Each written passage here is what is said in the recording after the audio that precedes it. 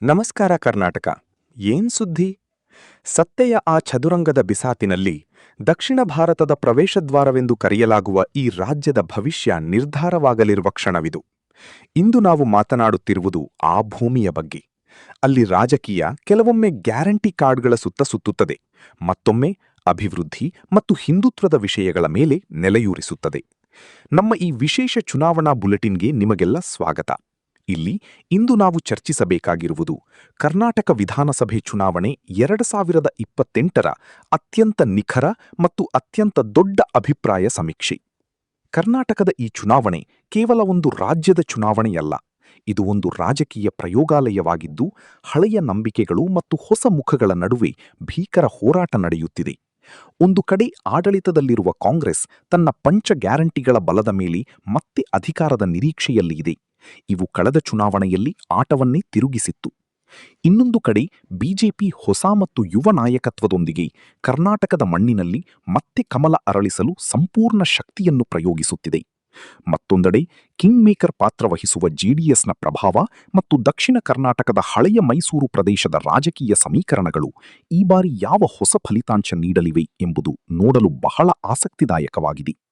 ಬೆಂಗಳೂರಿನ ಹೈಟೆಕ್ ಕಾರಿಡಾರ್ನಿಂದ ಹಿಡಿದು ಕಿತ್ತೂರು ಕಲ್ಯಾಣ ಕರ್ನಾಟಕದ ಐತಿಹಾಸಿಕ ಮೈದಾನಗಳವರೆಗೆ, ತೀರ ಪ್ರದೇಶದ ಧಾರ್ಮಿಕ ಧ್ರುವೀಕರಣದಿಂದ ಮಲೆನಾಡಿನ ಕಾಫಿ ತೋಟಗಳವರೆಗೆ ಈ ಬಾರಿ ಗಾಳಿ ಯಾವ ದಿಕ್ಕಿಗೆ ಬೀಸುತ್ತಿದೆ? ಸಿದ್ದರಾಮಯ್ಯ ಮತ್ತು ಡಿಕೆ ಶಿವಕುಮಾರ್ ಅವರ ಜೋಡಿ ಮತ್ತೆ ಜಾದು ಮಾಡುತ್ತದೆಯೇ, ಅಥವಾ ಯಡಿಯೂರಪ್ಪ ಅವರ ಪರಂಪರೆ ಮತ್ತು ಮೋದಿಯವರ ಮುಖ ಕರ್ನಾಟಕದಲ್ಲಿ ಹೊಸ ಇತಿಹಾಸವನ್ನು ಬರೆಯುತ್ತದೆಯೇ? ಇಂದಿನ ಈ ಅಭಿಪ್ರಾಯ ಸಮೀಕ್ಷೆಯಲ್ಲಿ ನಾವು ಕರ್ನಾಟಕದ 224 ವಿಧಾನಸಭಾ ಕ್ಷೇತ್ರಗಳನ್ನು ಒಂದೊಂದಾಗಿ ವಿಶ್ಲೇಷಣೆ ಮಾಡುತ್ತೇವೆ. ಈ ಬಾರಿ ರಾಜ್ಯದಲ್ಲಿ ಪೂರ್ಣ ಬಹುಮತದ ಸರ್ಕಾರ ರೂಪುಗೊಳ್ಳುತ್ತದೆಯೇ ಅಥವಾ ಮತ್ತೊಮ್ಮೆ ರಿಸಾರ್ಟ್ ಪಾಲಿಟಿಕ್ಸ್ ಯುಗ ಮರುಕಳಿಸುತ್ತದೆಯೇ ಎಂಬುದನ್ನು ತಿಳಿದುಕೊಳ್ಳುತ್ತೇವೆ. ಭ್ರಷ್ಟಾಚಾರದ ಆರೋಪಗಳಿಂದ ಹಿಡಿದು ಸ್ಥಳೀಯ ಅಸ್ತಿತ್ವ ಮತ್ತು ಅಭಿವೃದ್ಧಿಯ ಭರವಸೆಗಳವರೆಗೆ ಕರ್ನಾಟಕದ 5 ಕೋಟಿಗೂ ಹೆಚ್ಚು ಮತದಾರರ ಮನಸ್ಸಿನಲ್ಲಿ ಈ ಕ್ಷಣ ಏನು ನಡೆಯುತ್ತಿದೆ ಎಂಬುದರ ಸಂಪೂರ್ಣ ಚಿತ್ರವನ್ನು ಇಂದು ನಾವು ನಿಮ್ಮ ಮುಂದೆ ಇಡಲಿದ್ದೇವೆ. ಆದ್ದರಿಂದ ಸಿದ್ಧರಾಗಿರಿ, ಏಕೆಂದರೆ ಈಗ ಆರಂಭವಾಗಲಿದೆ ಆ ಅಂಕಿ ಅಂಶಗಳ ಮಹಾ ಮುಖಾಮುಖಿ. ಇದು ಈ ಬಾರಿ ಬೆಂಗಳೂರಿನ ವಿಧಾನಸೌಧದ ಮೆಟ್ಟಿಲುಗಳು ಯಾರಿಗಾಗಿ ತೆರೆಯುತ್ತವೆ ಎಂಬುದನ್ನು ನಿರ್ಧರಿಸುತ್ತದೆ. ಚಾನಲ್ ಅನ್ನು ಸಬ್ಸ್ಕ್ರೈಬ್ ಮಾಡಿ ಮತ್ತು ಕಮೆಂಟ್ನಲ್ಲಿ ಈಗಲೇ ನಮಗೆ ತಿಳಿಸಿ, ನಿಮ್ಮ ಅಭಿಪ್ರಾಯದಲ್ಲಿ ಕರ್ನಾಟಕದ ಮುಂದಿನ ಮುಖ್ಯಮಂತ್ರಿ ಯಾರಾಗಬೇಕು? ಪ್ರಾರಂಭವನ್ನು ವಿಜಯನಗರದಿಂದ ಮಾಡೋಣ.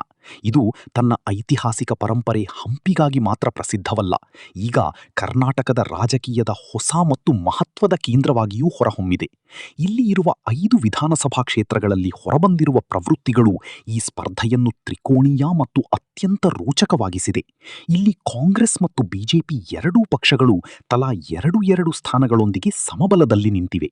ಇನ್ನೊಂದೆಡೆ ಜೆಡಿಎಸ್ 1 ಸ್ಥಾನದಿಂದ ಇಲ್ಲಿ ಕಿಂಗ್ ಮೇಕರ್ ಪಾತ್ರದಲ್ಲಿ ಕಾಣಿಸುತ್ತಿದೆ.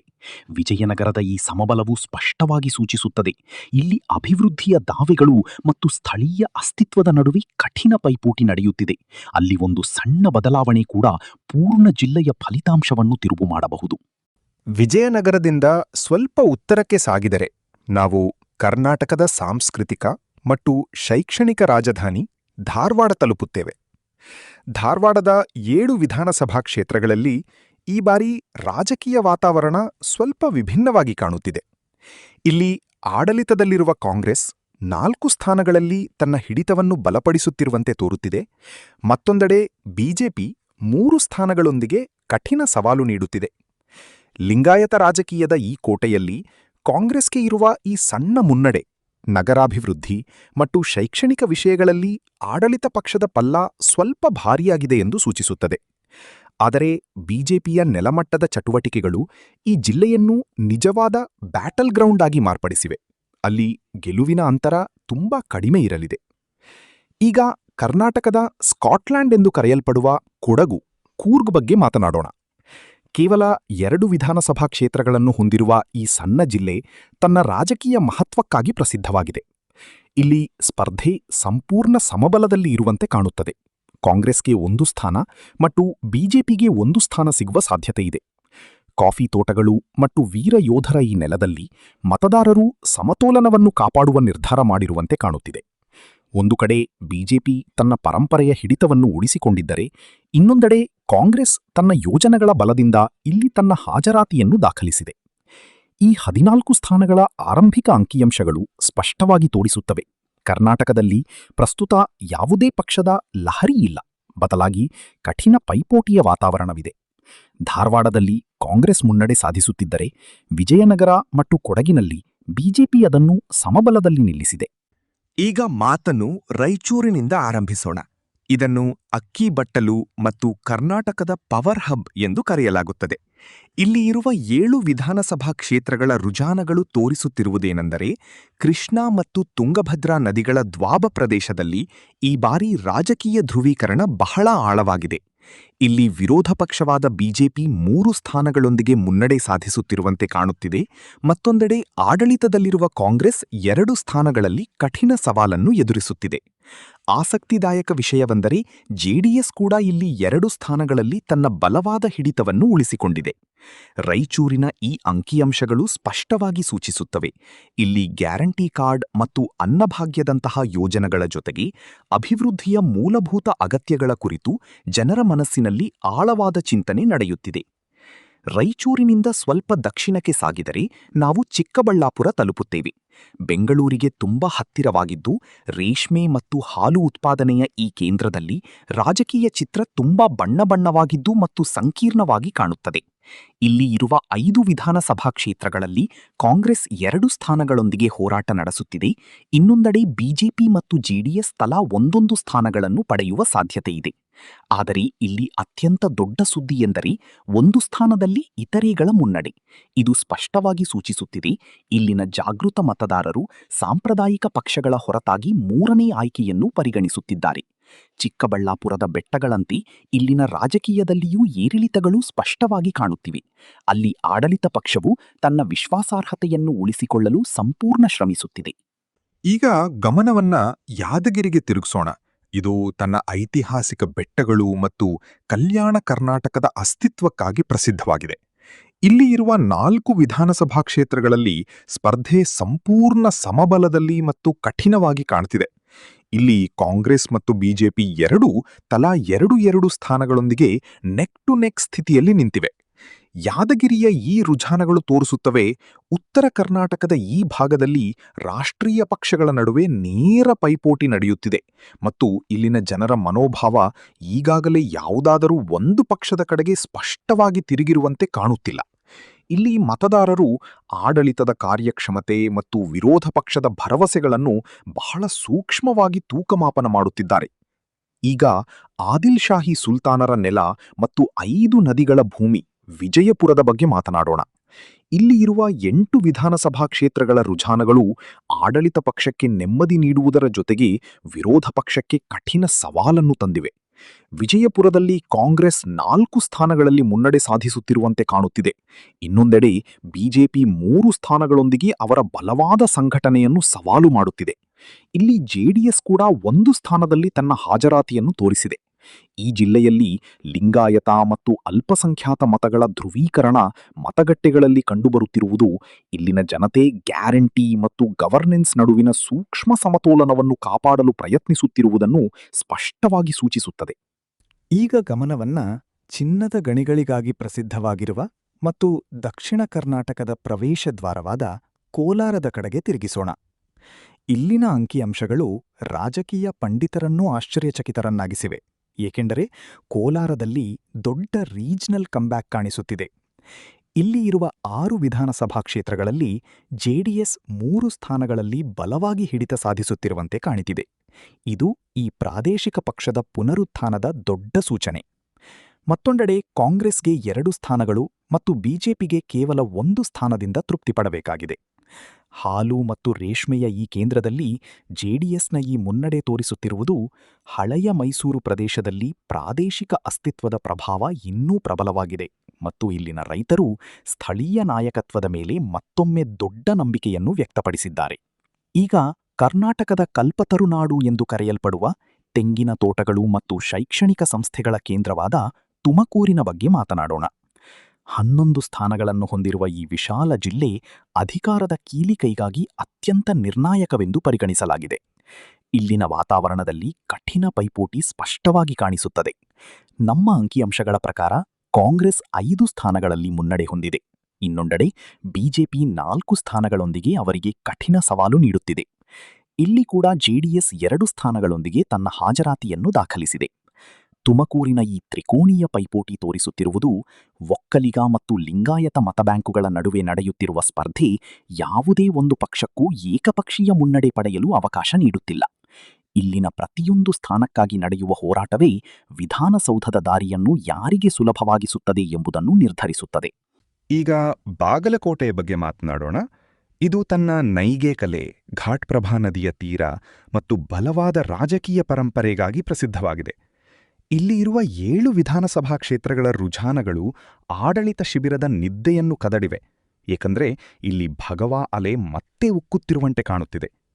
ನಮ್ಮ ಡೇಟಾ ಪ್ರಕಾರ ವಿರೋಧ ಪಕ್ಷವಾದ ಬಿಜೆಪಿ 5 ಸ್ಥಾನಗಳಲ್ಲಿ ಬಲವಾಗಿ ಹಿಡಿತ ಸಾಧಿಸುತ್ತಿರುವಂತೆ ಕಾಣುತ್ತದೆ.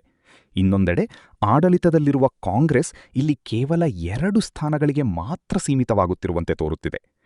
ಬಾಗಲಕೋಟೆಯ ಈ ರುಜಾನಗಳು ಸ್ಪಷ್ಟವಾಗಿ ಸೂಚಿಸುತ್ತವೆ, ಉತ್ತರ ಕರ್ನಾಟಕದ ಈ ಪ್ರಮುಖ ಜಿಲ್ಲೆಯಲ್ಲಿ ಈ ಬಾರಿ ಆಂಟಿ ಇನ್ಕಂಬೆನ್ಸಿ ಮತ್ತು ಬಿಜೆಪಿಯ ಸಂಘಟನಾ ಬಲವು ಕಾಂಗ್ರೆಸ್ನ ಗ್ಯಾರಂಟಿ ಯೋಜನೆಗಳಿಗಿಂತ ಭಾರಿಯಾಗುತ್ತಿದೆ. ಇಲ್ಲಿನ ಮತದಾರರು ಈ ಬಾರಿ ದೊಡ್ಡ ಅಭಿವೃದ್ಧಿ ಭರವಸೆಗಳಿಗಿಂತ ಸ್ಥಳೀಯ ನಾಯಕತ್ವದ ಮೇಲಿನ ತಮ್ಮ ಹಳೆಯ ನಂಬಿಕೆಗೆ ಮರಳುತ್ತಿರುವಂತೆ ಕಾಣಿಸುತ್ತಿದ್ದಾರೆ. ಬಾಗಲಕೋಟೆಯಿಂದ ಸ್ವಲ್ಪ ಮುಂದೆ ಸಾಗಿದರೆ ನಾವು ಗದಗ ತಲುಪುತ್ತೇವೆ. ಇದನ್ನು ಸಹಕಾರ ಚಳುವಳಿಯ ಜನನಿ ಮತ್ತು ಕರ್ನಾಟಕದ ಪ್ರಿಂಟಿಂಗ್ ಪ್ರೆಸ್ ರಾಜಧಾನಿ ಎಂದು ಕರೆಯಲಾಗುತ್ತದೆ. ಗದಗದ 4 ವಿಧಾನಸಭಾ ಕ್ಷೇತ್ರಗಳ ಅಂಕಿಅಂಶಗಳು ಕಾಂಗ್ರೆಸ್ಗೆ ದೊಡ್ಡ ಆಘಾತಕ್ಕಿಂತ ಕಡಿಮೆಯಿಲ್ಲ. ಇಲ್ಲಿ ವಿರೋಧ ಪಕ್ಷವಾದ ಬಿಜೆಪಿ 3 ಸ್ಥಾನಗಳಲ್ಲಿ ಮುನ್ನಡೆ ಸಾಧಿಸುತ್ತಿದೆ. ಇನ್ನೊಂದೆಡೆ ಕಾಂಗ್ರೆಸ್ ಕೇವಲ 1 ಸ್ಥಾನದಿಂದ ತೃಪ್ತಿಪಡಬೇಕಾಗಿದೆ. ಗದಗದ ನೆಲದಲ್ಲಿ ಇಂದು ಕಾಣುತ್ತಿರುವ ಚುನಾವಣಾ ವಾತಾವರಣ ಸ್ಪಷ್ಟವಾಗಿ ಸೂಚಿಸುತ್ತದೆ, ಇಲ್ಲಿನ ರೈತರು ಮತ್ತು ಸಣ್ಣ ವ್ಯಾಪಾರಿಗಳು ಈ ಬಾರಿ ಅಧಿಕಾರ ಬದಲಾವಣೆಯ ನಿರ್ಧಾರ ಮಾಡಿಕೊಂಡಿದ್ದಾರೆ. ಸಹಕಾರದ ಈ ಕೋಟೆಯಲ್ಲಿ ಬಿಜೆಪಿಯ ಈ ಮುನ್ನಡೆ ಉತ್ತರ ಕರ್ನಾಟಕದಲ್ಲಿ ಅವರ ಹೆಚ್ಚುತ್ತಿರುವ ಪ್ರಭಾವಕ್ಕೆ ಮತ್ತೊಂದು ದೃಢವಾದ ಮುದ್ರೆಯಾಗಿದೆ. ಈಗ ಹಾವೇರಿಯ ಬಗ್ಗೆ ಮಾತನಾಡೋಣ. ಇದು ತನ್ನ ಪ್ರಸಿದ್ಧ ಬ್ಯಾಡಗಿ ಮೆಣಸಿನಕಾಯಿಯ ತೀಕ್ಷ್ಣತೆ ಮತ್ತು ಕನಕದಾಸರ ಆಧ್ಯಾತ್ಮಿಕ ಪರಂಪರೆಗಾಗಿ ವಿಶ್ವದಾದ್ಯಂತ ಪ್ರಸಿದ್ಧವಾಗಿದೆ. ಹಾವೇರಿಯ 6 ವಿಧಾನಸಭಾ ಕ್ಷೇತ್ರಗಳಲ್ಲಿ ಸ್ಪರ್ಧೆ ಅಷ್ಟು ಕಠಿಣ ಮತ್ತು ರೋಚಕವಾಗಿದೆ. ಇಲ್ಲಿನ ರಾಜಕೀಯದ ತಾಪಮಾನವು ಮೆಣಸಿನಕಾಯಿಯಂತೆ ಉರಿಯುತ್ತಿದೆ. ಇಲ್ಲಿ ಸಂಪೂರ್ಣ ಸಮಬಲದ ಹೋರಾಟ ಕಂಡುಬರ್ತಿದೆ. ಅಲ್ಲಿ ಕಾಂಗ್ರೆಸ್ ಮತ್ತು ಬಿಜೆಪಿ ಎರಡೂ ತಲಾ 3 ಸ್ಥಾನಗಳೊಂದಿಗೆ ಒಂದರನ್ನೊಂದು ಸಮಾನವಾಗಿ ಎದುರಿಸುತ್ತಿವೆ. ಹಾವೇರಿಯ ಈ 50-50 ಸಮೀಕರಣವು ಸೂಚಿಸುತ್ತಿದೆ, ಇಲ್ಲಿನ ಜನರು ಇನ್ನೂ ತಮ್ಮ ಕಾರ್ಡುಗಳನ್ನು ಸಂಪೂರ್ಣವಾಗಿ ತೆರೆದಿಲ್ಲ ಮತ್ತು ಸ್ಥಳೀಯ ಅಭ್ಯರ್ಥಿಗಳ ಮುಖಗಳು ಯಾವುದೇ ಪಕ್ಷದ ಭಾಗ್ಯವನ್ನು ಬದಲಾಯಿಸಬಹುದು. ಈಗ ಕರ್ನಾಟಕದ ಮ್ಯಾಂಚೆಸ್ಟರ್ ಎಂದು ಕರೆಯಲ್ಪಡುವ ದಾವಣಗೆರೆಯ ಬಗ್ಗೆ ಮಾತನಾಡೋಣ. 7 ವಿಧಾನಸಭಾ ಕ್ಷೇತ್ರಗಳನ್ನು ಹೊಂದಿರುವ ಈ ವಾಣಿಜ್ಯ ಮತ್ತು ಶೈಕ್ಷಣಿಕ ಕೇಂದ್ರದಲ್ಲಿ ಸ್ಪರ್ಧೆ ತುಂಬಾ ಕಠಿಣ ಮತ್ತು ಉತ್ಸಾಹಭರಿತವಾಗಿದೆ. ಇಲ್ಲಿ ವಿರೋಧ ಪಕ್ಷವಾದ ಬಿಜೆಪಿ 4 ಸ್ಥಾನಗಳಲ್ಲಿ ಸಣ್ಣ ಮುನ್ನಡೆ ಸಾಧಿಸುತ್ತಿರುವಂತೆ ಕಾಣುತ್ತದೆ. ಮತ್ತೊಂದೆಡೆ ಆಡಳಿತದಲ್ಲಿರುವ ಕಾಂಗ್ರೆಸ್ 3 ಸ್ಥಾನಗಳೊಂದಿಗೆ ಅವರ ಬಲವಾದ ಸಂಘಟನೆಯನ್ನು ಕಠಿಣವಾಗಿ ಎದುರಿಸುತ್ತಿದೆ. ದಾವಣಗೆರೆಯ ಬೀದಿಗಳಲ್ಲಿ ಇಂದು ಕಾಣುತ್ತಿರುವ ಚುನಾವಣಾ ವಾತಾವರಣವು ತೋರಿಸುತ್ತಿದೆ, ಇಲ್ಲಿ ವ್ಯಾಪಾರಿಕ ವರ್ಗ ಮತ್ತು ಯುವಕರ ನಡುವೆ ಬಿಜೆಪಿಯ ಹಿಡಿತ ಬಲವಾಗುತ್ತಿದೆ. ಆದರೆ ಕಾಂಗ್ರೆಸ್ ತನ್ನ ಅಹಿಂದ ಸಮೀಕರಣದ ಬಲದಿಂದ ಹೋರಾಟವನ್ನು ಕೊನೆಯ ಕ್ಷಣದವರೆಗೆ ಜೀವಂತವಾಗಿಟ್ಟಿದೆ. ಇಲ್ಲಿನ ಪ್ರತಿಯೊಂದು ಸ್ಥಾನವೂ ಗೆಲುವು ಮತ್ತು ಸೋಲಿನ ನಡುವೆ ಇರುವ ಆ ಸೂಕ್ಷ್ಮ ಅಂತರವಾಗಿದ್ದು, ಅದು ಸಂಪೂರ್ಣ ರಾಜ್ಯದ ಫಲಿತಾಂಶಗಳನ್ನು ಪ್ರಭಾವಿಸಬಹುದು. ದಾವಣಗೆರೆಯಿಂದ ಸ್ವಲ್ಪ ಪೂರ್ವದ ಕಡೆಗೆ ಸಾಗಿದರೆ ನಾವು ಆಟಿಕೆಗಳ ನಗರ ಮತ್ತು ಐತಿಹಾಸಿಕ ಪರಂಪರೆಯನ್ನು ಹೊಂದಿರುವ ಕೊಪ್ಪಳ ತಲುಪುತ್ತೇವೆ. ಇಲ್ಲಿನ 5 ವಿಧಾನಸಭಾ ಕ್ಷೇತ್ರಗಳ ರುಜಾನಗಳು ಈ ಚುನಾವಣೆಯನ್ನು ಇನ್ನಷ್ಟು ಸಂಕೀರ್ಣಗೊಳಿಸಿವೆ. ಕೊಪ್ಪಳದಲ್ಲಿ ಕಾಂಗ್ರೆಸ್ ಮತ್ತು ಬಿಜೆಪಿ ಎರಡೂ ತಲಾ 2 ಸ್ಥಾನಗಳೊಂದಿಗೆ ಸಮಬಲದಲ್ಲಿ ನಿಂತಿವೆ. ಆದರೆ ಇಲ್ಲಿ ಅತ್ಯಂತ ದೊಡ್ಡ ಸುದ್ದಿ ಎಂದರೆ 1 ಸ್ಥಾನದಲ್ಲಿ ಇತರೆಗಳ ಬಲವಾದ ಹಾಜರಾತಿ. ಅಂಜನೇಯ ಬೆಟ್ಟದ ಈ ಪವಿತ್ರ ನೆಲದಲ್ಲಿ ಯಾವುದೇ ಸ್ವತಂತ್ರ ಅಥವಾ ಪ್ರಾದೇಶಿಕ ಅಭ್ಯರ್ಥಿಯ ಈ ಮುನ್ನಡೆ ಸ್ಪಷ್ಟವಾಗಿ ಸೂಚಿಸುತ್ತಿದೆ, ಇಲ್ಲಿನ ಜನರು ಪರಂಪರಾಗತ ರಾಜಕೀಯ ಪಕ್ಷಗಳ ಹೊರತಾಗಿ ಬೇರೆ ಆಯ್ಕೆಯನ್ನೂ ಯೋಚಿಸಿದ್ದಾರೆ. ಕೊಪ್ಪಳದ ಈ ತ್ರಿಶಂಕು ವಾತಾವರಣವು ಸೂಚಿಸುತ್ತದೆ, ಇಲ್ಲಿನ ಅಧಿಕಾರದ ಕೀಲಿಕೈ ಯಾವುದಾದರೂ ಸಣ್ಣ ಆಟಗಾರನ ಕೈಯಲ್ಲೂ ಇರಬಹುದು. ಈಗ ಕೋಟೆಗಳ ನಗರ ಎಂದು ಕರೆಯಲ್ಪಡುವ ಚಿತ್ರದುರ್ಗದ ಕಡೆಗೆ ಗಮನಹರಿಸೋಣ. ಅಲ್ಲಿ ಇರುವ ಕೋಟೆ ತನ್ನ ವೀರಗಾಥೆಗಳಿಗಾಗಿ ಪ್ರಸಿದ್ಧವಾಗಿದೆ. ಚಿತ್ರದುರ್ಗದ 6 ವಿಧಾನಸಭಾ ಕ್ಷೇತ್ರಗಳಲ್ಲಿ ಆಡಳಿತದಲ್ಲಿರುವ ಕಾಂಗ್ರೆಸ್ 4 ಸ್ಥಾನಗಳೊಂದಿಗೆ ಬಲವಾದ ಮತ್ತು ನಿರ್ಣಾಯಕ ಮುನ್ನಡೆ ಸಾಧಿಸುತ್ತಿರುವಂತೆ ಕಾಣುತ್ತಿದೆ. ಇನ್ನೊಂದೆಡೆ ಬಿಜೆಪಿ ಇಲ್ಲಿ ಕೇವಲ 2 ಸ್ಥಾನಗಳಿಗೆ ಸೀಮಿತವಾಗುತ್ತಿರುವಂತೆ ತೋರುತ್ತಿದೆ. ಬರದ ಸಂಕಷ್ಟವನ್ನು ಎದುರಿಸುತ್ತಿರುವ ಈ ಪರ್ವತ ಪ್ರದೇಶದಲ್ಲಿ ಕಾಂಗ್ರೆಸ್ನ ಈ ಮುನ್ನಡೆ ಸ್ಪಷ್ಟವಾಗಿ ಸೂಚಿಸುತ್ತಿದೆ. ಅವರ ಗ್ರಾಮೀಣ ಕಲ್ಯಾಣ ಯೋಜನೆಗಳು ಮತ್ತು ನೀರಾವರಿ ಯೋಜನೆಗಳ ಭರವಸೆಗಳು ಇಲ್ಲಿನ ರೈತರು ಮತ್ತು ದಲಿತ ಸಮುದಾಯಗಳ ಮೇಲೆ ಗಾಢವಾದ ಪ್ರಭಾವ ಬೀರಿವೆ. ಚಿತ್ರದುರ್ಗದ ಈ ಕೋಟೆಯನ್ನು ಧ್ವಂಸ ಮಾಡುವುದು ಬಿಜೆಪಿಗೆ ಪ್ರಸ್ತುತ ದೊಡ್ಡ ಸವಾಲಾಗಿ ಪರಿಣಮಿಸಿದೆ. ಈಗ ಸ್ಟೀಲ್ ಸಿಟಿ ಮತ್ತು ಮೈನಿಂಗ್ ಬೆಲ್ಟ್ ಎಂದು ಪ್ರಸಿದ್ಧವಾಗಿರುವ ಬಳ್ಳಾರಿಯ ಕಡೆಗೆ ಗಮನಹರಿಸೋಣ. 5 ವಿಧಾನಸಭಾ ಕ್ಷೇತ್ರಗಳನ್ನು ಹೊಂದಿರುವ ಈ ಜಿಲ್ಲೆಯಲ್ಲಿ ಇಂದಿನ ರಾಜಕೀಯ ಚಟುವಟಿಕೆಗಳು ಸ್ಪಷ್ಟವಾಗಿ ತೋರಿಸುತ್ತಿವೆ. ಇಲ್ಲಿ ಇಕ್ಕಟ್ಟಿನಷ್ಟು ಗಟ್ಟಿಯಾದ ಉದ್ದೇಶಗಳ ಹೋರಾಟ ನಡೆಯುತ್ತಿದೆ. ಇಲ್ಲಿ ಆಡಳಿತದಲ್ಲಿರುವ ಕಾಂಗ್ರೆಸ್ 3 ಸ್ಥಾನಗಳೊಂದಿಗೆ ಮುನ್ನಡೆ ಕಾಯ್ದುಕೊಂಡಿದೆ. ಇನ್ನೊಂದೆಡೆ ವಿರೋಧ ಪಕ್ಷವಾದ ಬಿಜೆಪಿ 2 ಸ್ಥಾನಗಳಲ್ಲಿ ಅವರಿಗೆ ಕಠಿಣ ಸವಾಲು ನೀಡುತ್ತಿದೆ. ಬಳ್ಳಾರಿಯ ಕೆಂಪು ಮಣ್ಣಿನಲ್ಲಿ ಇಂದು ಕಾಣುತ್ತಿರುವ ಚುನಾವಣಾ ವಾತಾವರಣವು ತೋರಿಸುತ್ತಿದೆ, ಸಾಮಾಜಿಕ ಕಲ್ಯಾಣ ಯೋಜನೆಗಳು ಮತ್ತು ಖನಿಜ ರಾಯಲ್ಟಿ ವಿಷಯಗಳು ಕಾಂಗ್ರೆಸ್ಗೆ ಸ್ವಲ್ಪ ಮುನ್ನಡೆ ನೀಡಿವೆ. ಆದರೆ ಬಿಜೆಪಿಯ ಬಲವಾದ ಕಾರ್ಯಕರ್ತ ಸಂಘಟನೆ ನಗರ ಪ್ರದೇಶಗಳಲ್ಲಿ ತನ್ನ ಸಂಪೂರ್ಣ ಶಕ್ತಿಯನ್ನು ಬಳಸುತ್ತಿದೆ. ಇಲ್ಲಿನ ಪ್ರತಿಯೊಂದು ಸ್ಥಾನಕ್ಕಾಗಿ ನಡೆಯುವ ಹೋರಾಟವೇ ಕಲ್ಯಾಣ ಕರ್ನಾಟಕದ ಈ ಭಾಗದಲ್ಲಿ ಯಾರ ಧ್ವಜ ಹಾರುತ್ತದೆ ಎಂಬುದನ್ನು ನಿರ್ಧರಿಸುತ್ತದೆ.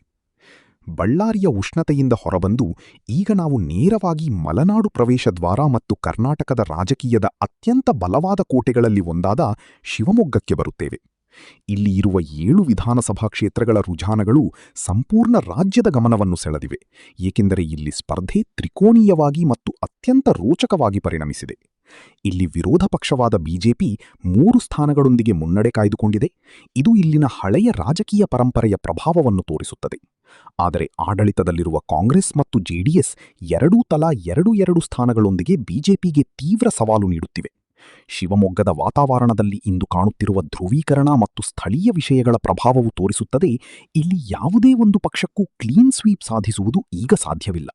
ಇಲ್ಲಿನ ಪ್ರತಿಯೊಂದು ಮತವೂ ಹೊಸ ಕಥೆಯನ್ನು ಬರೆಯುತ್ತಿದೆ.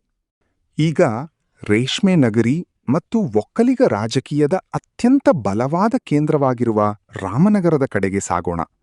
ಇಲ್ಲಿನ 4 ವಿಧಾನಸಭಾ ಕ್ಷೇತ್ರಗಳ ಅಂಕಿಅಂಶಗಳು ಬಿಜೆಪಿಗೆ ದುಸ್ವಪ್ನದಂತಿವೆ, ಏಕೆಂದರೆ ಇಲ್ಲಿ ಬಿಜೆಪಿಯ ಖಾತೆಯೇ ತೆರೆಯದಂತೆ ಕಾಣುತ್ತಿದೆ. ರಾಮನಗರದಲ್ಲಿ ಸ್ಪರ್ಧೆ ಸಂಪೂರ್ಣವಾಗಿ ಕಾಂಗ್ರೆಸ್ ಮತ್ತು ಜೆಡಿಎಸ್ ನಡುವೆ ನಡೆಯುತ್ತಿದೆ. ಅಲ್ಲಿ 2 ಪಕ್ಷಗಳು ತಲಾ 2 ಸ್ಥಾನಗಳಲ್ಲಿ ಬಲವಾಗಿ ಹಿಡಿತ ಸಾಧಿಸಿವೆ. ಕನಕಪುರದಿಂದ ಚನ್ನಪಟ್ಟಣದವರೆಗೆ ಇಂದು ಕಾಣುತ್ತಿರುವ ರಾಜಕೀಯ ಉದ್ವಿಗ್ನತೆ ಸ್ಪಷ್ಟವಾಗಿ ಸೂಚಿಸುತ್ತದೆ. ಇಲ್ಲಿ ಡಿಕೆ ಮತ್ತು ಎಚ್ಡಿಕೆ ಕುಟುಂಬಗಳ ನಡುವಿನ ಪ್ರತಿಷ್ಠೆಯ ಹೋರಾಟ ತಾರಕಕ್ಕೇರಿದೆ. ರಾಮನಗರದ ಈ ಸಮಬಲದ ಪೈಪೋಟಿ ತೋರಿಸುತ್ತಿದೆ, ಹಳೆಯ ಮೈಸೂರು ಪ್ರದೇಶದ ಈ ಭಾಗದಲ್ಲಿ 3ನೇ ಪಕ್ಷಕ್ಕೆ ಈಗಾಗಲೇ ಅವಕಾಶವಿಲ್ಲ. ಈಗ ಕರ್ನಾಟಕದ ಅತೀ ಉತ್ತರದ ಜಿಲ್ಲೆ ಮತ್ತು ರಾಜ್ಯದ ಮುಕುಟವೆಂದು ಕರೆಯಲ್ಪಡುವ ಬೀದರ್ ಬಗ್ಗೆ ಮಾತನಾಡೋಣ. 6 ವಿಧಾನಸಭಾ ಕ್ಷೇತ್ರಗಳನ್ನು ಹೊಂದಿರುವ ಈ ಐತಿಹಾಸಿಕ ಜಿಲ್ಲೆಯಲ್ಲಿ ಇಂದಿನ ಚುನಾವಣಾ ಚಿತ್ರಣ ಆಡಳಿತ ಶಿಬಿರದಲ್ಲಿ ಆತಂಕ ಮೂಡಿಸಿದೆ. ಇಲ್ಲಿ ವಿರೋಧ ಪಕ್ಷವಾದ ಬಿಜೆಪಿ 5 ಸ್ಥಾನಗಳಲ್ಲಿ ಭಾರೀ ಮತ್ತು ಏಕಪಕ್ಷೀಯ ಮುನ್ನಡೆ ಸಾಧಿಸುತ್ತಿರುವಂತೆ ಕಾಣುತ್ತಿದೆ. ಇನ್ನೊಂದೆಡೆ ಆಡಳಿತದಲ್ಲಿರುವ ಕಾಂಗ್ರೆಸ್ ಕೇವಲ 1 ಸ್ಥಾನಕ್ಕೆ ಸೀಮಿತವಾಗಿರುವಂತೆ ತೋರುತ್ತಿದೆ. ಗುರುನಾನಕ್ ಝೀರಾ ಎಂಬ ಪವಿತ್ರ ನೆಲದಲ್ಲಿ ಇಂದು ಕಾಣುತ್ತಿರುವ ರುಜಾನಗಳು ಸ್ಪಷ್ಟವಾಗಿ ಸೂಚಿಸುತ್ತವೆ, ಇಲ್ಲಿನ ಮತದಾರರು ಬದಲಾವಣೆಯ ಪರವಾಗಿ ತಮ್ಮ ಮನಸ್ಸನ್ನ ಸಂಪೂರ್ಣವಾಗಿ ಮಾಡಿಕೊಂಡಿದ್ದಾರೆ. ಬೀದರ್ನ ಈ ಫಲಿತಾಂಶವು ಉತ್ತರ ಕರ್ನಾಟಕದಾದ್ಯಂತ ಒಂದು ದೊಡ್ಡ ರಾಜಕೀಯ ಸಂದೇಶವಾಗಿದೆ. ಈಗ ನಾವು ನೇರವಾಗಿ ಸಕ್ಕರೆ ನಾಡು ಎಂದು ಕರೆಯಲ್ಪಡುವ ಮತ್ತು ಒಕ್ಕಲಿಗ ರಾಜಕೀಯದ ಕೇಂದ್ರವಾದ ಮಂಡ್ಯದ ಕಡೆಗೆ ಸಾಗೋಣ. ಇಲ್ಲಿನ 7 ವಿಧಾನಸಭಾ ಕ್ಷೇತ್ರಗಳ ರುಜಾನಗಳು ಈ ಚುನಾವಣೆಯನ್ನು ಅತಿದೊಡ್ಡ ಸಸ್ಪೆನ್ಸ್ ಆಗಿ ಮಾಡಿವೆ. ಮಂಡ್ಯದಲ್ಲಿ ಕಾಂಗ್ರೆಸ್ 3 ಸ್ಥಾನಗಳೊಂದಿಗೆ ಸಣ್ಣ ಮುನ್ನಡೆ ಕಾಯ್ದುಕೊಂಡಿದೆ. ಆದರೆ ಅತ್ಯಂತ ಆಶ್ಚರ್ಯಕರ ಸಂಗತಿಯೆಂದರೆ ಬಿಜೆಪಿ ಮತ್ತು ಜೆಡಿಎಸ್ ಎರಡೂ ಇಲ್ಲಿ ತಲಾ 2 ಸ್ಥಾನಗಳಲ್ಲಿ ಸಮಬಲದಲ್ಲಿ ನಿಂತಿವೆ. ಒಂದು ಕಾಲದಲ್ಲಿ ಜೆಡಿಎಸ್ನ ಅಜೇಯ ಕೋಟೆ ಎಂದು ಪರಿಗಣಿಸಲಾಗಿದ್ದ ಮಂಡ್ಯ ಈಗ ಸಂಪೂರ್ಣವಾಗಿ ತ್ರಿಕೋಣೀಯ ಪೈಪೋಟಿಗೆ ತಿರುಗಿದೆ. ಇಲ್ಲಿ ಬಿಜೆಪಿಯ 2 ಸ್ಥಾನಗಳ ಹಾಜರಾತಿ ತೋರಿಸುತ್ತಿರುವುದು ದಕ್ಷಿಣ ಕರ್ನಾಟಕದ ಈ ಗಢದಲ್ಲಿ ಈಗ ಹೊಸ ರಾಜಕೀಯ ನೆಲೆ ಸಿದ್ಧವಾಗಿದೆ. ಅಲ್ಲಿ ಪ್ರತಿಯೊಂದು ಸ್ಥಾನಕ್ಕೂ ತೀವ್ರ ಸ್ಪರ್ಧೆ ನಡೆಯುತ್ತಿದೆ. ಈಗ ನಾವು ಆ ಜಿಲ್ಲೆ ಬಗ್ಗೆ ಮಾತನಾಡೋಣ. ಇದನ್ನು ಹಿಂದುತ್ವದ ಪ್ರಯೋಗಶಾಲೆ ಮತ್ತು ತೀರ ಪ್ರದೇಶದ ಕರ್ನಾಟಕದ ಅತ್ಯಂತ ಬಲವಾದ ರಾಜಕೀಯ ಆಧಾರವೆಂದು ಪರಿಗಣಿಸಲಾಗುತ್ತದೆ. ಅಂದರೆ ಉಡುಪಿ. ಉಡುಪಿ ಜಿಲ್ಲೆಯ 5 ವಿಧಾನಸಭಾ ಕ್ಷೇತ್ರಗಳ ರುಜಾನಗಳು ಇತಿಹಾಸವನ್ನು ಪುನರಾವರ್ತಿಸುವ ಸೂಚನೆಗಳನ್ನು ನೀಡಿವೆ. ಇಲ್ಲಿ ಬಿಜೆಪಿ 5-0 ಅಂತರದಿಂದ ಕ್ಲೀನ್ ಸ್ವೀಪ್ ಸಾಧಿಸಿದೆ. ಅಂದರೆ ಇಲ್ಲಿ ಕಾಂಗ್ರೆಸ್ ಮತ್ತು ಇತರೆ ಪಕ್ಷಗಳ ಸಂಪೂರ್ಣ ಸೋಲು ಸ್ಪಷ್ಟವಾಗಿ ಕಾಣುತ್ತದೆ. ದೇವಾಲಯಗಳ ನಗರ ಉಡುಪಿ, ಸಮುದ್ರ ತೀರದಿಂದ ಎದ್ದಿರುವ ಈ ರಾಜಕೀಯ ಅಲೆ ತೋರಿಸುತ್ತಿರುವುದು ತೀರ ಪ್ರದೇಶದ ಕರ್ನಾಟಕದಲ್ಲಿ ಬಿಜೆಪಿಯ ಕೋಟೆ ಇನ್ನೂ ಅಜೇಯವಾಗಿದೆ. ಇಲ್ಲಿ ವಿರೋಧ ಪಕ್ಷಗಳಿಗೆ ಕಾಲಿಟ್ಟುಕೊಳ್ಳಲು ಕೂಡ ಅವಕಾಶವಿಲ್ಲದಂತಾಗಿದೆ. ಬೀದರ್ ಮತ್ತು ಉಡುಪಿ ಪ್ರದೇಶಗಳಲ್ಲಿ ಬಿಜೆಪಿಯ ಈ ಭಾರೀ ಪ್ರಾಬಲ್ಯ ಹಾಗೂ ಮಂಡ್ಯದ ಆ ಸಂಕೀರ್ಣ ತ್ರಿಕೋಣೀಯ ಹೋರಾಟ ಸ್ಪಷ್ಟವಾಗಿ ಸೂಚಿಸುತ್ತಿವೆ 2028ರ ಈ ಚುನಾವಣೆ ಈಗ ನಿರ್ಣಾಯಕ ಹಂತವನ್ನು ತಲುಪಿದೆ. ಈಗ ಕರ್ನಾಟಕದ ಸಾಂಸ್ಕೃತಿಕ ರಾಜಧಾನಿ ಮತ್ತು ಅರಮನೆಗಳ ನಗರ ಮೈಸೂರು ಬಗ್ಗೆ ಮಾತನಾಡೋಣ. 11 ವಿಧಾನಸಭಾ ಕ್ಷೇತ್ರಗಳನ್ನು ಹೊಂದಿರುವ ಈ ಅತ್ಯಂತ ಮಹತ್ವದ ಜಿಲ್ಲೆಯಲ್ಲಿ ಹೊರಬಂದಿರುವ ರುಜಾನಗಳು ರಾಜಕೀಯ ಭೂಕಂಪಕ್ಕಿಂತ ಕಡಿಮೆಯಿಲ್ಲ. ಹಳೆಯ ಮೈಸೂರು ಪ್ರದೇಶದ ಈ ಹೃದಯ ಭಾಗದಲ್ಲಿ ಪರಂಪರೆಯಿಂದ ಜೆಡಿಎಸ್ ಮತ್ತು ಕಾಂಗ್ರೆಸ್ನ ಅಜೇಯ ಕೋಟೆ ಎಂದು ಪರಿಗಣಿಸಲ್ಪಟ್ಟಿದ್ದ ಈ ಪ್ರದೇಶದಲ್ಲಿ ಈ ಬಾರಿ ಬಿಜೆಪಿ 5 ಸ್ಥಾನಗಳೊಂದಿಗೆ ಅತಿದೊಡ್ಡ ಪಕ್ಷವಾಗಿ ಹೊರಹೊಮ್ಮುತ್ತಿರುವಂತೆ ಕಾಣುತ್ತಿದೆ. ಆಡಳಿತದಲ್ಲಿರುವ ಕಾಂಗ್ರೆಸ್ ಮತ್ತು ಜೆಡಿಎಸ್ ಎರಡೂ ಇಲ್ಲಿ ತಲಾ 3 ಸ್ಥಾನಗಳಿಗೆ ಸೀಮಿತವಾಗುತ್ತಿರುವಂತೆ ತೋರುತ್ತಿವೆ. ಮೈಸೂರಿನಿಂದ ಸ್ವಲ್ಪ ಇನ್ನೂ ದಕ್ಷಿಣಕ್ಕೆ ಸಾಗಿದರೆ ನಾವು ರಾಜ್ಯದ ಕೊನೆಯ ತುದಿಯಾದ ಚಾಮರಾಜನಗರ ತಲುಪುತ್ತೇವೆ. 4 ವಿಧಾನಸಭಾ ಕ್ಷೇತ್ರಗಳನ್ನು ಹೊಂದಿರುವ ಈ ಜಿಲ್ಲೆಯಲ್ಲಿ ಸ್ಪರ್ಧೆ ತುಂಬಾ ಆಸಕ್ತಿದಾಯಕವಾಗಿದೆ. ಇಲ್ಲಿ ಆಡಳಿತದಲ್ಲಿರುವ ಕಾಂಗ್ರೆಸ್ 2 ಸ್ಥಾನಗಳೊಂದಿಗೆ ತನ್ನ ಹಿಡಿತವನ್ನು ಉಳಿಸಿಕೊಂಡಿರುವಂತೆ ಕಾಣುತ್ತಿದೆ. ಮತ್ತೊಂದೆಡೆ ಬಿಜೆಪಿ ಮತ್ತು ಜೆಡಿಎಸ್ ತಲಾ 1 ಸ್ಥಾನಗಳನ್ನು ಪಡೆಯುವ ಸಾಧ್ಯತೆಯಿದೆ. ವಿಡಿಯೋವನ್ನು ಮುಂದುವರಿಸುವ ಮೊದಲು ನಿಮ್ಮೆಲ್ಲರಿಗೂ ಒಂದು ವಿನಂತಿ. ನೀವು ಈ ವಿಡಿಯೋವನ್ನು ಯಾವ ಜಿಲ್ಲೆ, ನಗರ ಅಥವಾ ಗ್ರಾಮದಿಂದ ನೋಡುತ್ತಿದ್ದೀರಿ ಮತ್ತು ನಿಮ್ಮ ಅನಿಸಿಕೆಯಲ್ಲಿ ಯಾವ ಪಕ್ಷಕ್ಕೆ ಎಷ್ಟು ಸ್ಥಾನಗಳು ಸಿಗಬಹುದು ಎಂಬುದನ್ನು ಕಮೆಂಟ್ನಲ್ಲಿ ತಿಳಿಸಿ. ಜೊತೆಗೆ ಕಮೆಂಟ್ನಲ್ಲಿ ಜೈ ಹಿಂದ್ ಮತ್ತು ಜೈ ಭಾರತ ಎಂದು ಬರೆಯುವುದನ್ನು ಮರೆಯಬೇಡಿ. ಸ್ನೇಹಿತರೆ, ನಿಮಗೆ ನಮ್ಮ ಈ ವಿಡಿಯೋ ಇಷ್ಟವಾದರೆ ದಯವಿಟ್ಟು ಹೃದಯಪೂರ್ವಕವಾಗಿ ಲೈಕ್ ಮಾಡಿ ಮತ್ತು ಚಾನಲ್ ಅನ್ನು ಸಬ್ಸ್ಕ್ರೈಬ್ ಮಾಡಲು ಮರೆಯಬೇಡಿ. ಬನ್ನಿ ಸ್ನೇಹಿತರೆ, ಮುಂದೆ ಸಾಗೋಣ. ಈಗ ನಾವು ಆ ಮಹಾ ಜಿಲ್ಲೆ ಬಗ್ಗೆ ಮಾತನಾಡೋಣ. ಇದರ ತೀರ್ಮಾನವೇ ಸಂಪೂರ್ಣ ಕರ್ನಾಟಕದ ದಿಕ್ಕನ್ನು ಬದಲಾಯಿಸುತ್ತದೆ. ಅಂದರೆ ಬೆಳಗಾವಿ. 18 ವಿಧಾನಸಭಾ ಕ್ಷೇತ್ರಗಳನ್ನು ಹೊಂದಿರುವ ಈ ವಿಶಾಲ ಜಿಲ್ಲೆ ಉತ್ತರ ಕರ್ನಾಟಕದ ರಾಜಕೀಯದ ಆ ಎಂಜಿನ್ ಆಗಿದೆ. ಇದು ಅಧಿಕಾರದ ರೈಲನ್ನು ಗಮ್ಯಸ್ಥಾನಕ್ಕೆ ತಲುಪಿಸುತ್ತದೆ. ಬೆಳಗಾವಿಯ ಈ ರುಜಾನುಗಳು ವಿರೋಧ ಪಕ್ಷದಲ್ಲಿ ಸಂಭ್ರಮವನ್ನು ಮತ್ತು ಆಡಳಿತ ಪಕ್ಷದಲ್ಲಿ ನಿಶ್ಶಬ್ದತೆಯನ್ನು ತಂದಿವೆ. ಇಲ್ಲಿ ಬಿಜೆಪಿ 12 ಸ್ಥಾನಗಳಲ್ಲಿ ಭಾರೀ ಮತ್ತು ನಿರ್ಣಾಯಕ ಮುನ್ನಡೆ ಸಾಧಿಸುತ್ತಿರುವಂತೆ ಕಾಣುತ್ತದೆ. ಇನ್ನೊಂದೆಡೆ ಆಡಳಿತದಲ್ಲಿರುವ ಕಾಂಗ್ರೆಸ್ ಕೇವಲ 6 ಸ್ಥಾನಗಳಲ್ಲಿ ಹೋರಾಟ ನಡೆಸುತ್ತಿದೆ. ಗಡಿ ವಿವಾದ ಮತ್ತು ಸಕ್ಕರೆ ಕಾರ್ಖಾನೆಗಳ ಈ ಪ್ರದೇಶದಲ್ಲಿ ಬಿಜೆಪಿಯ ಈ ಡಬಲ್ ಡಿಜಿಟ್ ಮುನ್ನಡೆ ತೋರಿಸುತ್ತಿರುವುದು ಕಿತ್ತೂರು ಕರ್ನಾಟಕದ ಈ ಮಣ್ಣು ಈ ಬಾರಿ ಭಗವಾ ಕ್ರಾಂತಿಯ ದಾರಿಯನ್ನು ಆರಿಸಿಕೊಂಡಿದೆ. ಬೆಳಗಾವಿಯ ಈ ಸ್ಕೋರ್ ಕಾರ್ಡ್ 2028ರ ಅಧಿಕಾರಕ್ಕಾಗಿ ಅತಿ ದೊಡ್ಡ ಗೇಮ್ ಚೇಂಜರ್ ಆಗಲಿದೆ. ಈಗ ಚಿಕ್ಕಮಗಳೂರಿನ ಬಗ್ಗೆ ಮಾತನಾಡೋಣ. ಇದನ್ನು ಕರ್ನಾಟಕದ ಕಾಫಿ ನೆಲ ಎಂದು ಕರೆಯಲಾಗುತ್ತದೆ. 5 ವಿಧಾನಸಭಾ ಕ್ಷೇತ್ರಗಳನ್ನು ಹೊಂದಿರುವ ಈ ಸುಂದರ ಪರ್ವತ ಜಿಲ್ಲೆಯಲ್ಲಿ ಹೊರಬಂದಿರುವ ರುಜಾನುಗಳು ಮಲೆನಾಡು ಪ್ರದೇಶದ ಬದಲಾಗುತ್ತಿರುವ ರಾಜಕೀಯದ ಸಾಕ್ಷಿಯಾಗಿದೆ. ಇಲ್ಲಿ ವಿರೋಧ ಪಕ್ಷವಾದ ಬಿಜೆಪಿ 3 ಸ್ಥಾನಗಳೊಂದಿಗೆ ಮುನ್ನಡೆ ಕಾಯ್ದುಕೊಂಡಿದೆ.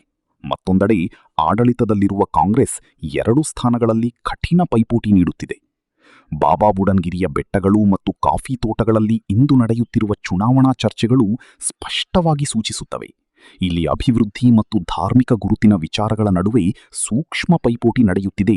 ಇದರಲ್ಲಿ ಬಿಜೆಪಿ ಪ್ರಸ್ತುತ ಸ್ವಲ್ಪ ಮುನ್ನಡೆ ಸಾಧಿಸಿರುವಂತೆ ಕಾಣುತ್ತಿದೆ. ಈಗ ನಾವು ಉತ್ತರ ಕನ್ನಡದ ಸುಂದರ ಸಮುದ್ರ ತೀರಗಳು ಮತ್ತು ದಟ್ಟ ಕಾಡುಗಳ ಮಧ್ಯಕ್ಕೆ ಬರುತ್ತೇವೆ. 6 ವಿಧಾನಸಭಾ ಕ್ಷೇತ್ರಗಳನ್ನು ಹೊಂದಿರುವ ಈ ಜಿಲ್ಲೆಯಲ್ಲಿ ಪೈಪೋಟಿ ಸಂಪೂರ್ಣವಾಗಿ 50-50 ಅಂದರೆ ಸಮಬಲದಲ್ಲಿದೆ. ಇಲ್ಲಿ ಕಾಂಗ್ರೆಸ್ ಮತ್ತು ಬಿಜೆಪಿ ಎರಡೂ ತಲಾ 3 ಸ್ಥಾನಗಳೊಂದಿಗೆ ಒಂದರ ಎದುರು ಇನ್ನೊಂದು ಬಲವಾಗಿ ನಿಂತಿವೆ. ಉತ್ತರ ಕನ್ನಡದ ಈ ಸಮತೋಲನದ ರುಜಾನಗಳು ತೋರಿಸುತ್ತವೆ, ಇಲ್ಲಿನ ಜನತೆ ಯಾವುದೇ ಒಂದು ಪಕ್ಷವನ್ನು ಸಂಪೂರ್ಣವಾಗಿ ಒಪ್ಪಿಕೊಂಡಿಲ್ಲ. ಒಂದು ಕಡೆ ಕಾಂಗ್ರೆಸ್ನ ಸ್ಥಳೀಯ ನಾಯಕತ್ವದ ಪ್ರಭಾವ ಇದ್ದರೆ, ಮತ್ತೊಂದೆಡೆ ಬಿಜೆಪಿಯ ಸಂಘಟನಾ ಬಲವು ಅವರಿಗೆ ಕಠಿಣ ಸವಾಲು ನೀಡುತ್ತಿದೆ. ಈಗ ಆ ಜಿಲ್ಲೆಯ ಬಗ್ಗೆ ಮಾತನಾಡೋಣ. ಅದರ ರುಜಾನಗಳು ದೇಶದಾದ್ಯಂತ ಸುದ್ದಿಯಾಗುತ್ತವೆ. ಅಂದರೆ ಹಿಂದುತ್ವದ ಅಜೇಯ ಕೋಟೆ ದಕ್ಷಿಣ ಕನ್ನಡ. 8 ವಿಧಾನಸಭಾ ಕ್ಷೇತ್ರಗಳನ್ನು ಹೊಂದಿರುವ ಈ ಹೈಪ್ರೊಫೈಲ್ ಜಿಲ್ಲೆಯಲ್ಲಿ ಹೊರಬಂದಿರುವ ಅಂಕಿಅಂಶಗಳು ವಿರೋಧ ಪಕ್ಷದಲ್ಲಿ ಭಾರೀ ಆಘಾತವನ್ನುಂಟು ಮಾಡಿವೆ. ಇಲ್ಲಿ ಬಿಜೆಪಿ 7 ಸ್ಥಾನಗಳಲ್ಲಿ ಭಾರೀ ಮುನ್ನಡೆ ಸಾಧಿಸಿ ಏಕಪಕ್ಷೀಯ ಗೆಲುವಿನತ್ತ ಸಾಗುತ್ತಿದೆ. ಮತ್ತೊಂದೆಡೆ ಆಡಳಿತದಲ್ಲಿರುವ ಕಾಂಗ್ರೆಸ್ ಕೇವಲ 1 ಸ್ಥಾನಕ್ಕೆ ಸೀಮಿತವಾಗಿದೆ. ಮಂಗಳೂರು ತೀರದಲ್ಲಿ ಎದ್ದಿರುವ ಈ ಭಗವಾ ಅಲೆ ತೋರಿಸುತ್ತಿರುವುದು ತೀರಪ್ರದೇಶದ ಕರ್ನಾಟಕದಲ್ಲಿ ಬಿಜೆಪಿಯ ಬೇರುಗಳು ಎಷ್ಟು ಆಳವಾಗಿವೆ ಎಂಬುದನ್ನು. ದಕ್ಷಿಣ ಕನ್ನಡದ ಈ ಅಂಕಿಅಂಶಗಳು ಸ್ಪಷ್ಟಪಡಿಸುತ್ತವೆ, ಇಲ್ಲಿ ವಿರೋಧ ಪಕ್ಷಗಳಿಗೆ ಪ್ರವೇಶಿಸುವುದು ಇನ್ನೂ ದೊಡ್ಡ ಸವಾಲಾಗಿದೆ. ಈಗ ಹಾಸನದ ಬಗ್ಗೆ ಮಾತನಾಡೋಣ. ಇದನ್ನು ಮಾಜಿ ಪ್ರಧಾನಮಂತ್ರಿ ಎಚ್.ಡಿ. ದೇವಗೌಡ ಮತ್ತು ಅವರ ಕುಟುಂಬದ ಅಜೇಯ ರಾಜಕೀಯ ಕೋಟೆ ಎಂದು ಪರಿಗಣಿಸಲಾಗುತ್ತದೆ. 7 ವಿಧಾನಸಭಾ ಕ್ಷೇತ್ರಗಳನ್ನು ಹೊಂದಿರುವ ಈ ಜಿಲ್ಲೆಯಲ್ಲಿ ಹೊರಬಂದಿರುವ ಅಂಕಿಅಂಶಗಳು ಜೆಡಿಎಸ್ಗೆ ದೊಡ್ಡ ಎಚ್ಚರಿಕೆಯಾಗಿದೆ. ಇಲ್ಲಿ ಬಿಜೆಪಿ ಮತ್ತು ಜೆಡಿಎಸ್ ಎರಡೂ ತಲಾ 3 ಸ್ಥಾನಗಳೊಂದಿಗೆ ಸಮಬಲದಲ್ಲಿ ನಿಂತಿವೆ. ಮತ್ತೊಂದೆಡೆ ಆಡಳಿತದಲ್ಲಿರುವ ಕಾಂಗ್ರೆಸ್ ಕೇವಲ 1 ಸ್ಥಾನಕ್ಕೆ ಸೀಮಿತವಾಗಿದೆ. ಈಗ ನಾವು ಕಲಬುರಗಿಯ ಕಡೆಗೆ ಸಾಗೋಣ. ಇದನ್ನು ಸೂಫಿ ಸಂತಗಳ ನೆಲ ಮತ್ತು ಕಾಂಗ್ರೆಸ್ನ ರಾಷ್ಟ್ರೀಯ ಅಧ್ಯಕ್ಷ ಮಲ್ಲಿಕಾರ್ಜುನ್ ಖರ್ಗೆ ಅವರ ಗೃಹ ಪ್ರದೇಶವೆಂದು ಕರೆಯಲಾಗುತ್ತದೆ. ಇಲ್ಲಿ ಇರುವ 9 ವಿಧಾನಸಭಾ ಕ್ಷೇತ್ರಗಳ ರುಜಾನಗಳು ಈ ಚುನಾವಣೆಯ ಅತಿದೊಡ್ಡ ತಿರುವಾಗಬಹುದು. ಖರ್ಗೆಯ ಈ ಬಲವಾದ ಗಢದಲ್ಲಿ ವಿರೋಧ ಪಕ್ಷವಾದ ಬಿಜೆಪಿ 6 ಸ್ಥಾನಗಳಲ್ಲಿ ಭಾರೀ ಮುನ್ನಡೆ ಸಾಧಿಸುತ್ತಿರುವಂತೆ ಕಾಣುತ್ತಿದೆ. ಮತ್ತೊಂದೆಡೆ ಆಡಳಿತದಲ್ಲಿರುವ ಕಾಂಗ್ರೆಸ್ ಇಲ್ಲಿ ಕೇವಲ 3 ಸ್ಥಾನಗಳಿಗೆ ಸೀಮಿತವಾಗುತ್ತಿದೆ. ಕಲಬುರಗಿಯ ಈ ಅಂಕಿಅಂಶಗಳು ಸ್ಪಷ್ಟಪಡಿಸುತ್ತವೆ, ಕಲ್ಯಾಣ ಕರ್ನಾಟಕದ ಈ ಪ್ರಮುಖ ಕೇಂದ್ರದಲ್ಲಿ ಈ ಬಾರಿ ಭಗವಾ ಬಣ್ಣ ಇನ್ನಷ್ಟು ಗಾಢವಾಗಿದೆ. ಇದು ಆಡಳಿತ ಪಕ್ಷಕ್ಕೆ ದೊಡ್ಡ ಆಘಾತವಾಗಿದೆ. ಈಗ ನಾವು ಬೆಂಗಳೂರು ಗ್ರಾಮಾಂತರದ ಕಡೆಗೆ ಗಮನಹರಿಸೋಣ. ಇದನ್ನು ರಾಜ್ಯದ ರಾಜಕೀಯದ ಪವರ್ ಹೌಸ್ ಮತ್ತು ಡಿಕಿ ಸಹೋದರರ ಪ್ರಭಾವ ಪ್ರದೇಶವೆಂದು ಪರಿಗಣಿಸಲಾಗುತ್ತದೆ. 4 ವಿಧಾನಸಭಾ ಕ್ಷೇತ್ರಗಳನ್ನು ಹೊಂದಿರುವ ಈ ಸಣ್ಣ ಆದರೆ ಹೈಪ್ರೊಫೈಲ್ ಜಿಲ್ಲೆಯಲ್ಲಿ ಪೈಪೋಟಿ ತ್ರಿಕೋಣೀಯ ಮತ್ತು ಅತ್ಯಂತ ಸಂಕೀರ್ಣವಾಗಿದೆ. ಇಲ್ಲಿ ಬಿಜೆಪಿ 2 ಸ್ಥಾನಗಳೊಂದಿಗೆ ಮುನ್ನಡೆ ಸಾಧಿಸುತ್ತಿರುವಂತೆ ಕಾಣುತ್ತಿದೆ. ಮತ್ತೊಂದೆಡೆ ಕಾಂಗ್ರೆಸ್ ಮತ್ತು ಜೆಡಿಎಸ್ ತಲಾ 1 ಸ್ಥಾನಗಳನ್ನು ಪಡೆಯುವ ಸಾಧ್ಯತೆಯಿದೆ. ಬೆಂಗಳೂರಿನ ದ್ವಾರದ ಬಳಿ ಬಿಜೆಪಿಯ ಈ ಮುನ್ನಡೆ ಮತ್ತು ಕಾಂಗ್ರೆಸ್ ತನ್ನದೇ ನೆಲದಲ್ಲಿ ಹೋರಾಟ ನಡೆಸುತ್ತಿರುವುದು ತೋರಿಸುತ್ತಿದೆ, ಈ ಬಾರಿ ಗ್ಯಾರಂಟಿ ಕಾರ್ಡ್ ಮೇಲೆ ವಿರೋಧ ಪಕ್ಷದ ತಂತ್ರ ಯಶಸ್ವಿಯಾಗುತ್ತಿರುವಂತೆ ಕಾಣುತ್ತಿದೆ. ಈಗ ದೇಶವನ್ನೇ ಕಾತರದಿಂದ ಕಾಯಿಸುತ್ತಿರುವ ಆ ಮಹಾಪೈಪೋಟಿಯ ಸಮಯ ಬಂದಿದೆ. ಭಾರತದ ಸಿಲಿಕಾನ್ ವ್ಯಾಲಿ, ಸ್ಟಾರ್ಟ್ಅಪ್ಗಳ ಮನೆ ಮತ್ತು ಕರ್ನಾಟಕದ ಅಧಿಕಾರದ ಅತೀದೊಡ್ಡ ಪವರ್ ಸೆಂಟರ್ ಬೆಂಗಳೂರು ನಗರ. 28 ವಿಧಾನಸಭಾ ಕ್ಷೇತ್ರಗಳನ್ನು ಹೊಂದಿರುವ ಈ ವಿಶಾಲ ಜಿಲ್ಲೆಯಲ್ಲಿ ಇಂದು ಹೊರಬಂದಿರುವ ರುಜಾನಗಳು ಈ ಸಂಪೂರ್ಣ ಅಭಿಪ್ರಾಯ ಸಮೀಕ್ಷೆಯ ದಿಕ್ಕು ಮತ್ತು ಸ್ಥಿತಿಯನ್ನೇ ಬದಲಿಸಿವೆ. ಬೆಂಗಳೂರಿನ ಟೆಕ್ ಕಾರಿಡಾರ್ನಿಂದ ಹಿಡಿದು ಸಣ್ಣ ಸಣ್ಣ ಬೀದಿಗಳವರೆಗೆ ಇಂದು ಕಂಡುಬಂದಿರುವ ಡಿಜಿಟಲ್ ಸ್ಟ್ರೈಕ್ ನಿಜಕ್ಕೂ ಆಶ್ಚರ್ಯಕಾರಿಯಾಗಿದೆ. ನಮ್ಮ ಅಂಕಿಅಂಶಗಳ ಪ್ರಕಾರ ವಿರೋಧ ಪಕ್ಷವಾದ ಬಿಜೆಪಿ ಇಲ್ಲಿ 21 ಸ್ಥಾನಗಳಲ್ಲಿ ಭಾರೀ ಮತ್ತು ಐತಿಹಾಸಿಕ ಮುನ್ನಡೆ ಸಾಧಿಸುತ್ತಿರುವಂತೆ ಕಾಣುತ್ತಿದೆ.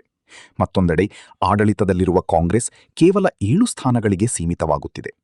ಜೆಡಿಎಸ್ ಇಲ್ಲಿ ಸಂಪೂರ್ಣವಾಗಿ ಸೋಲಿನ ಮುಖ ನೋಡುತ್ತಿರುವಂತೆ ಕಾಣುತ್ತಿದೆ.